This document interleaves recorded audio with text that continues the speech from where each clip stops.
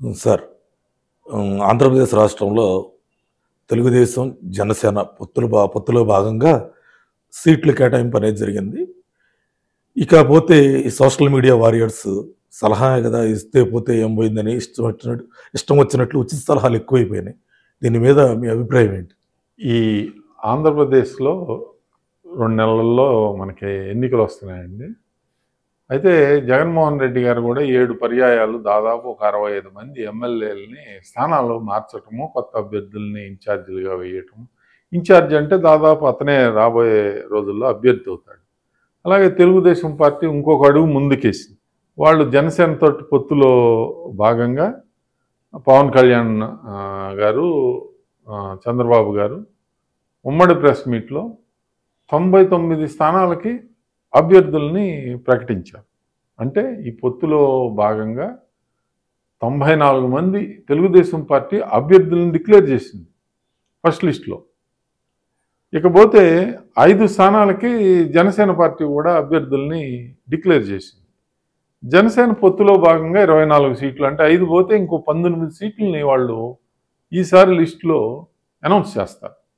అంటే మొన్న దాదాపు 118 స్థానాలకి అభ్యర్థులు అయిపోయారు. ఇక భాజపాతో పొత్తు ఉంటుంది అనేది జనసేన పార్టీ అధినేత పవన్ కళ్యాణ్కి పూర్తి నమ్మకం. పొత్తు ఉంటే ఒక 7 స్థానాల వరకు వాళ్ళకి పోతే, అంటే 125 పోతే ఇంకా మిగిలింది 50 స్థానాలు. ఆ 50 స్థానాలకి అభ్యర్థులను తెలుగుదేశం పార్టీ నిర్ణయించుకోవాలి. ఈ పొత్తులో భాగంగా 3 స్థానాలు పార్లమెంట్ స్థానాలు, 3 స్థానాలు అంటే 21 సీట్లు అసెంబ్లీ సీట్లు వస్తాయండి. 21 అసెంబ్లీ సీట్లలో జనసేన గుర్తు కనిపిస్తూ ఉంటుంది. దానికి కూడా ఓటు వేయాలి. ఈ 24 కాకుండా దానికి కూడా వేయాలన్నమాట. అంటే అన్ని స్థానాలు వాళ్ళు కూడా పోటీ చేస్తూ ఉన్నారు. ఇక ఎంపీ స్థానాలని 4-5 బీజేపీకి ఇచ్చేది అనేది ఇంకా తేలాల్సింది. అంటే దాదాపు 17 నుంచి 18 స్థానాలను తెలుగుదేశం పార్టీ పార్లమెంటుకి పోటీ చేస్తుంది. దీని మీద వైకాపా సోషల్ మీడియాలోను, వైకాపా ప్రింట్ మీడియాలోను, వైకాపా ఎలక్ట్రానిక్ మీడియా అంటే వైకాపాకి అనుకూలంగా ఉండే ఎలక్ట్రానిక్ మీడియా TV9 కానీ, ఎన్టీవీ కానీ, 10TV కానీ, ఇలాంటివన్నీ జనరల్గా ఏంటంటే వాళ్ళ వార్తలను ఎక్కువ కవర్ చేస్తూ ఉంటారు. అందుకని వాళ్ళని వైకాపా అనుకూల మీడియా అని, వాటిలో ఎక్కువ ప్రచారం ఎక్కువ జరుగుతూ ఉంది.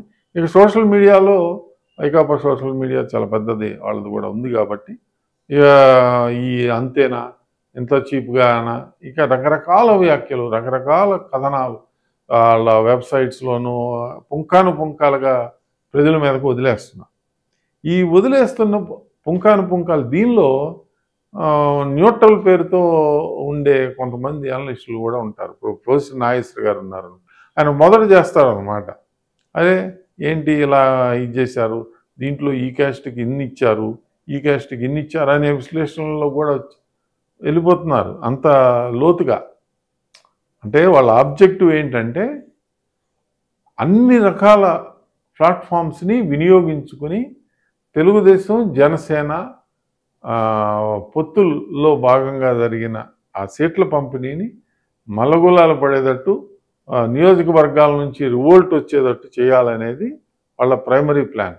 ఆ ప్లాన్ ఏంటంటే దీంట్లో అంతర్లీనంగా వాళ్ళు మదన పడిపోతున్నారు.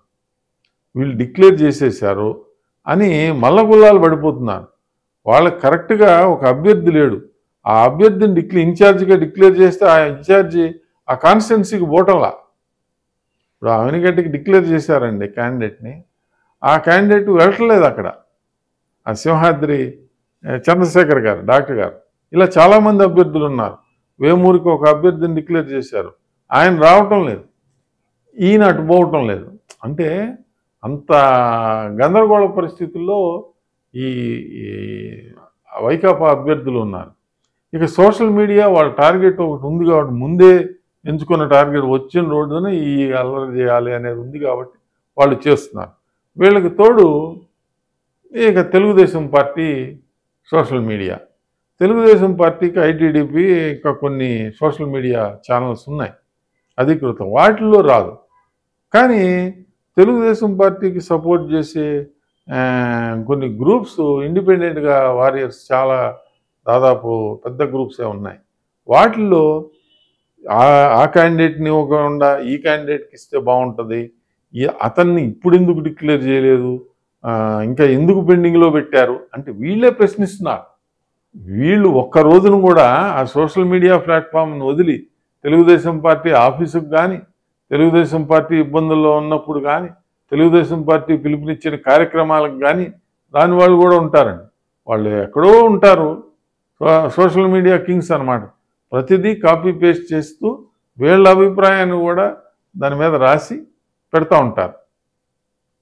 అవనిగంటలో ఆయనకే ఇవ్వాలి, మరి మంగళగిరిలో ఈయనకే ఇవ్వాలి, సాక్షాత్తు లోకేష్ బాబు ఇన్ని గంటలకే లేవాలి, చంద్రబాబు నాయుడు గారు ఏ ఫుడ్ తినాలనేది కూడా చివరిలో అంటే వింటా పోతే అలాంటివి కూడా చెప్తారు. అంటే అలా అయిపోయారు. అంటే మేమేం తప్పు చెప్పలేదు కదండి, ఇది ఆరోగ్యానికి మంచిది అన్నారు, అది చంద్రబాబు తింటే మంచిది కదా, ఇలా ఉంటాయి వాళ్ళ వ్యవహారం. ఇప్పుడు ఉదాహరణకి రాజమహేంద్రవరం సీటు రూరల్లో బుచ్చే చౌదరి గారిది ఉందండి. అంటే బుచ్చే చౌదరి గారు ఎంతకాలం ఆ సీట్ని అట్టు పెట్టుకుని ఉంటారు? యువకులకి ఛాన్స్ ఇవ్వరా? అసలు ఇచ్చే అవకాశమే లేదా? ఆయన వేరే పదవులు తీసుకునే అవకాశమే లేదా? గౌరవప్రదమైన పదవులు తీసుకోరా? ఎడ్లపాటి వెంకట్రావు గారు ఆయన మరి చాలా పెద్ద సీనియర్ లీడరు, ఆయన గౌరవప్రదంగా వేరేది లాంఛనంగా పార్టీ ఆఫీసులో నేను పోటీ చేయను బాబు, నేను విరమించుకుంటాను, నేను విరమించుకుని ఆయన సలహాలు కూడా ఇచ్చేవాళ్ళు, అందరూ ఆయన దగ్గరికి వచ్చి తీసుకునేవాళ్ళు. అలాంటి గౌరవప్రదమైన సిచ్యువేషన్లోకి రాకూడదా?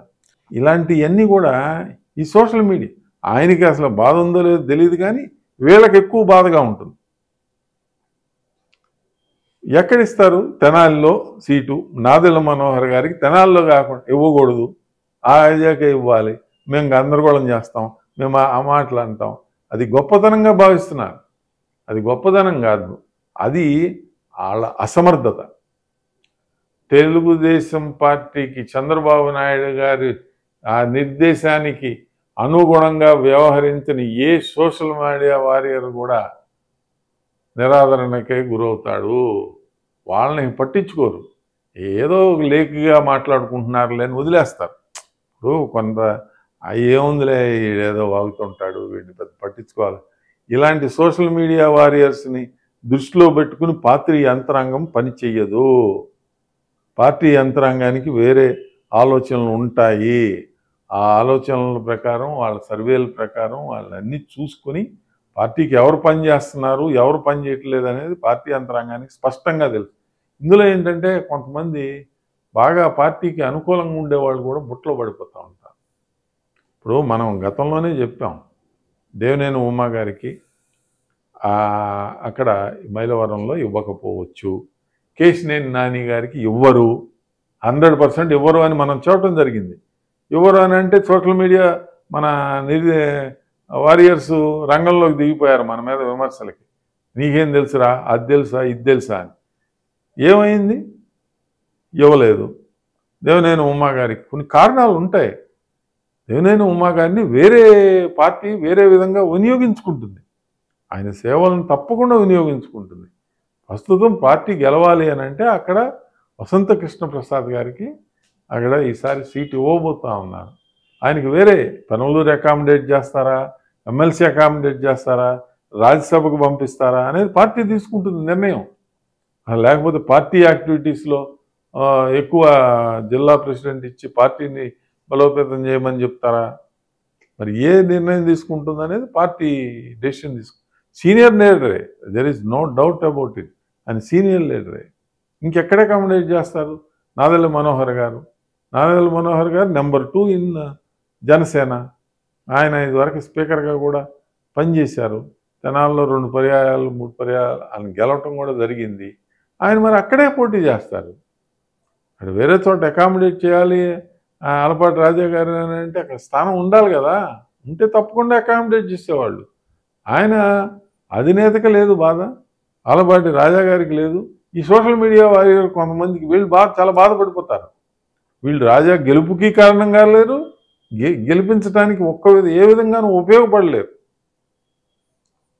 ఆ తెనాలి నియోజకవర్గం ఓటర్ ఈ సోషల్ మీడియా ఓటర్ల పోస్టులు చూసి ఆలపాటి రాజాకి ఓటు వేయరు, మనాలి మనోహర్కి ఓటు వేయరు.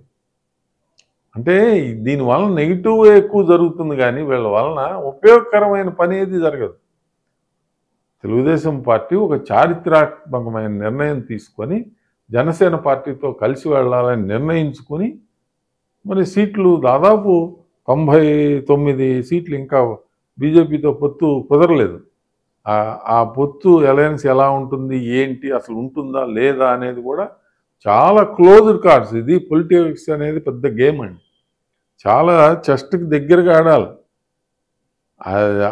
మన ఎత్తుగడలు ప్రత్యర్థికి తెలియకూడదు. ఈ పార్టీకి నష్టం కలిగించే వ్యాఖ్యలు వాళ్ళు తెలుసుకోకుండా, వాళ్ళ పరిధులను తెలుసుకోకుండా కొంతమంది సోషల్ మీడియా వారియర్స్ వాళ్ళు చేసే సూచనల వలన అది వాళ్ళకే నష్టం, పార్టీకి పెద్దగా నష్టం జరిగే అవకాశమే లేదు. వీళ్ళ సలహాలు సూచనల్ని పార్టీ పరిగణలోకి తీసుకునే ఇది కూడా ఉండదండి. ఎందుకంటే చాలా రాజకీయ ఎత్తుగడలు వీళ్ళ ఉచిత సలహాల వలన జరగవు. కొన్ని పరిశీలించుకుంటారు. ఇప్పుడు కొన్ని చింతమనేని ప్రభాకర్ గారు ఇప్పుడు 50 సీట్లు ఉన్నాయి అంటే వీళ్ళు చెప్తారా ఈ సోషల్ మీడియా వారియర్స్ మొత్తం అంతా ఒకేసారి డిక్లేర్ చేయాలి అని? ఆయన రాజకీయ ఎత్తుగడలో భాగంగా ఇంకా బీజేపీ కూడా ఉంది కదా, ఇంకా చాలా సీట్లు ఉన్నాయి. ఇప్పుడు వైసీపీ కూడా పూర్తి స్థాయిలో సీట్లను ప్రకటించాల.